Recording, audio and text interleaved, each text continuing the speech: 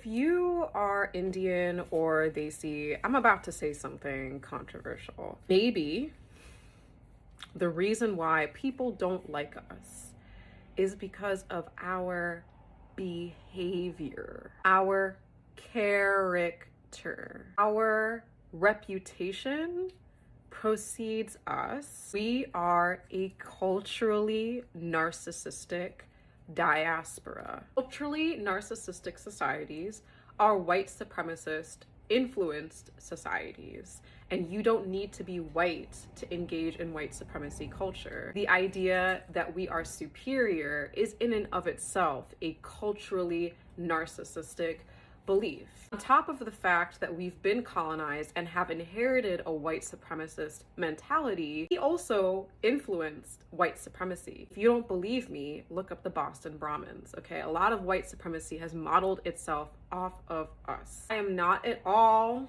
saying that you can't defend us, that you can't defend and protect your community, that you can't have pride in your culture. Absolutely, you can. While we are on the receiving end of racism, we are also capable of being complicit in racism. We are on the receiving end of harm, and we can also cause harm. It is also worth taking a step back and examining how we contribute to the problem. A lot of you are going to come in and say this sounds like victim blaming. It's not victim blaming. It's called accountability. We can be victims of racism, but we can also perpetuate racism. That is what it means to be Asian American in this country. We are also guilty of perpetuating harm. A lot of you have this idea that Indian pride is, oh, we're doctors, we're lawyers, we're engineers, or we have so much gold, or some other like superficial thing, or say something like, oh, hashtag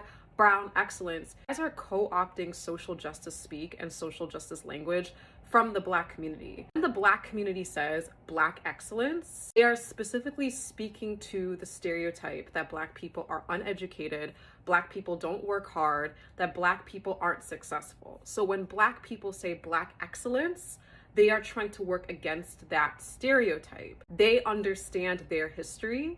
They understand how the system works against them. So that is their idea of cultural pride. When we say brown excellence, that doesn't work the same way. If anything, it only refuels the myth of the model minority. If your idea of cultural pride is how much wealth you have, how much money you make, or what STEM career you're in, what is your authentic relationship with your cultural identity? Because that's not it. Are there anti-Indian sentiments going around?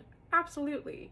That is tale as old as time. Welcome to the club. Welcome to racism. Welcome to being a racial minority in America 2025. This is what people have been trying to tell us for years. This is not new. I've shared quite a number of videos where Indian people come on the internet and claim to be on the side of Black people, and they say that, you know, we are for the Black people, we are together and all that. But then you question yourself, why would a group like that says it's with Black people go on and vote for the opposite of what Black people, you know, were saying they should vote for? That shows you exactly where these people stand, that, you know, when it's time for them to get into something or gain into something, of course they're gonna say that they're on the side of Black people, but at the end of the day they are gonna choose themselves or their superiors, the palmed people. And it's also leading me to a video I kind of shared it before, but let me also put it back, where, you know, this white woman was telling an Indian man on a plane to go back to India. Your family is from India. You have no respect. You have no rules. You think you can push everyone. Push. That's what you think you are. You guys are crazy. Indian people are crazy. You told me to have some more curry, right? Yeah, here. Have some more curry? To record your fucking tandoori Please ass. do. My tandoori ass, wow. Yeah, your tandoori sticky ass. Wow. Yeah. Want some more? Please, by all means. Want some more? Sweetheart, I don't like it. No, you can remove her, though, from being rude and racist right now. Can you do that, or no? It doesn't care about racist. You're racist towards me. I'm American. So are we. You're not American. No? Not American? Indian? Not originally, no. You're from India. I was born in America. No, you weren't. Yes, I saw your was. passport. Yeah, you want to see my passport? Is that a guy gonna make you happy?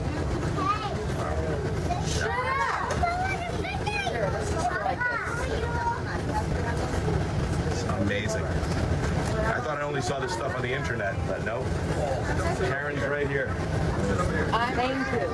This is toxic, massively toxic. Telling my kids to shut up. You got a mouth on you, sweetheart. Drink some more, sweetheart.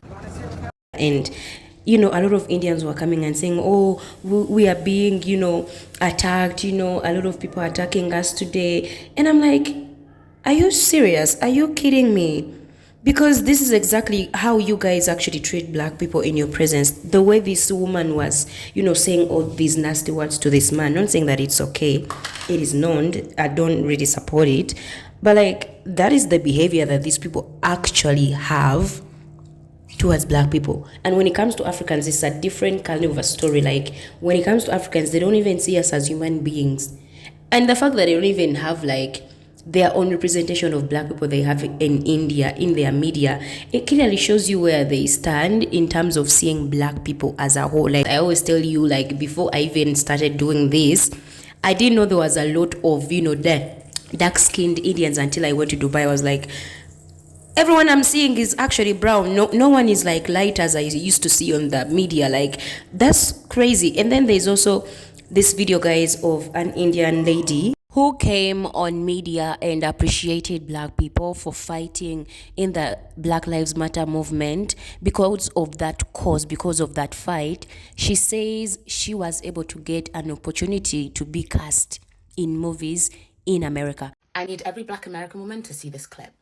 If I'm being really honest, Black Lives Matter happened over the summer of 2020, right? And I think that a lot of companies, as we saw, reevaluated their employee structure, etc., and realized they need more diversity. And I think that also came into the film industry, right? A lot of agencies looked at their books of clients, actors that they represent, and they went, oh God, there aren't that many people of color. So I think, I happen to be a beneficiary of this social movement that has obviously done a lot of good for a lot of people. The social justice movements that black American women start and the work that they do change the lives of people for the better globally. That clip is Charithra Chandran from Bridgerton talking about how she got her start in acting. I really like her. This video is not about her, and I'm really glad she said that. But she credits her start in acting to the Black Lives Matter movement. She is not black, and she's not American. She does not live in America, and it changed her life. The Me Too movement was started by a black woman. Affirmative action actually benefited white women the most, and obviously that was started by black people. Black women everywhere, but specifically black American women, have a gift. You guys have a gift. And time again, you benefit the lives of other people with the work that you do. And when it comes to voting season, those same people do not show up for you. White women in America actually voted against their own interests as women and didn't show up for you. Other ethnic minorities did not show up for you. Black American women are exceptional change makers. Your energy, your gift, I'm going to get emotional. You have a gift, and I need you to only use that gift for yourself, your family, and each other. I need you to stop making and letting everyone else be a beneficiary of that gift. Your energy changes lives. Your energy changes countries. It changes government. You guys rose up from slavery to being the number one most educated group of people in America and the most likely to start businesses in America. You are incredible. I cannot express how incredible you are. I need you to pour that energy into you. If all of that energy that you're giving to all these other movements that benefit all these other groups was just focused on you and each other, imagine where you'll be in 5 years, 10 years, 15 years. It's your selfish era. No one else gets access to that energy, please. And she wasn't even born in America, okay? So when you look at these people of color, now the Indians, that they voted for Trump thinking that he's gonna accept them, or they felt like they were closer to the pumped people. But then here we are, you guys are still facing the same consequences that everybody else is facing, and you guys are not treated any better. I mean, the example I gave in a previous video of Vivek, right? He's a rich man. and he was on the verge of actually being the United States president, okay, but still he's still not respected. He's still seen as just an Indian man. He cannot say certain things and get away with them. They have to still remind him where he stands. So seeing that, these people of color feel like they are better than black people, or like they are smarter, they have more opportunities, it's freaking ridiculous. No one is smarter than you. This idea that we can rank intelligence is very socially constructed. There are numerous studies that talk about how IQ tests are biased because they are built by people and they test very specific kinds of knowledge. And it is knowledge they're testing, not intelligence. So knowledge is something you accrue. And because everybody's brain works differently, we accrue different kinds of knowledge. For example, at work, I notice that each of us in the office are different kinds of learners. I am somebody, if I hear it, I will likely remember it. Another one of my colleagues, if she reads it, she will remember it. She and I are equally smart, equally effective in the workplace. Our brains just work differently. And notice what I said in the second part. It's not about smarts, it's about effective. And that's the other thing about intelligence. We, in our society right now, privilege certain kinds of usefulness, often ones that are associated, for example, with textual learning. Doctors read journals. Lawyers read cases. They get paid more than somebody, let's say, who does plaster work, because the plasterer learned his craft by using his hands. But they all have functions in our society.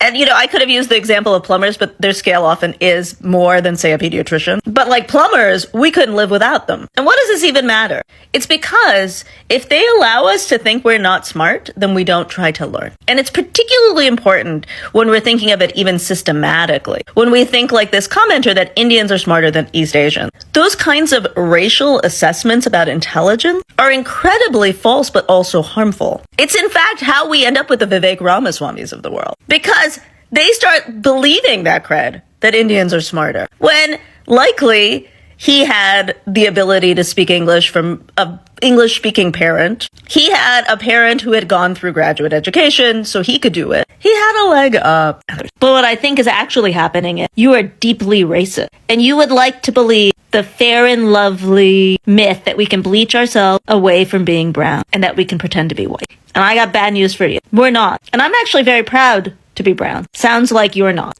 But yeah, guys, that is it for me in the video. These people be delusional in their brains. They really be delusional. Guys, that is it for me in the video. Let me know what you think about it. Yeah, I'll see you guys. Don't forget to like and subscribe. I'll see you in another video. Bye.